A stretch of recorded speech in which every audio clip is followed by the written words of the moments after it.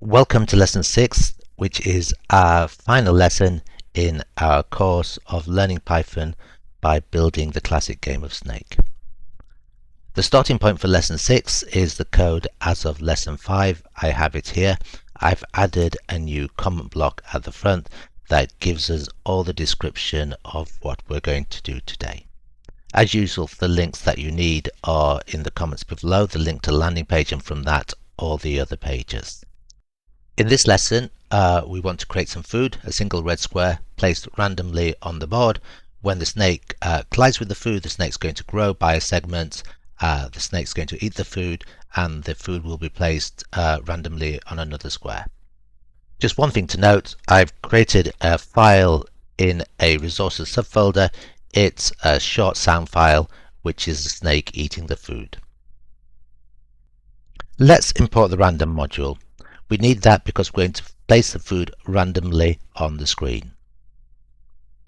Now let's start writing our food class. That's our class food. The AI is helping us. We'll accept what the AI says and perhaps change it. So the food class is creating an init method, and that's creating a function called setRandomPosition. SetRandomPosition sets a random x and y and to a position property, which is a tuple, and then we've just got a str method that'll print some details. That looks good so far. Now let's extend our snake so it can grow. The first thing to do is to create a length property. I'll put that into the init class and we'll initialize it to 3. Now let's write a method that increments that length property. So let's call it increment length, and that seems to be fine. Actually, we just need to do the first part of that. We'll use the increment length method every time the snake bumps into the food. That just increases the property length. How to actually increase the size of the snake, the number of segments, we're going to do that in the move here.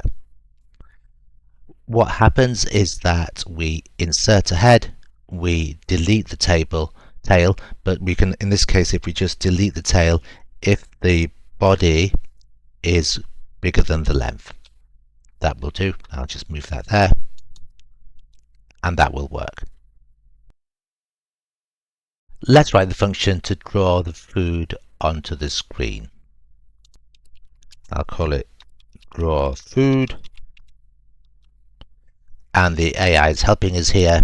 It's getting the position property, unpacking the tuple to give an x and y, and then it's using the rect method to put it onto the screen. That looks good. Now let's write a function to check if there is a collision. That is, that the head of the snake is going to be on the same square as the food.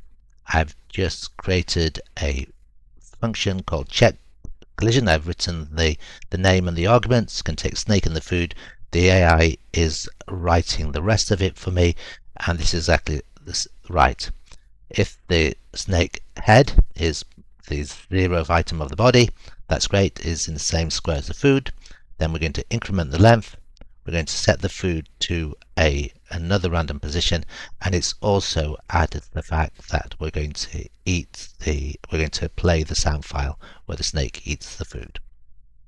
Now we need to incorporate our food class and our functions into our main loop. So at the same time we initialized our snake, let's also create a instance of the food class. There we go. And we want to come down here, and where we've drawn the snake, we'll also want to draw the food on the screen. That's good. Finally, once we've moved the snake, we want to check for collisions by using the check collision function here. See how well our snake game is working. We'll run it. It starts off, and we can move our snake up and down, and the food is a red square, and that moves, and the snake grows as it hits the food. That concludes this lesson, and in fact the whole 6 weeks course. There's a lot of improvements to make to our snake game if we wanted to. For example, I've just asked Copilot to suggest how I can improve it, and it's come up with lots of ways to improve the code. But this was a foundation course. Maybe in the future we'll do an advanced course and look at those improvements. But I hope very much you've enjoyed the course. Thank you.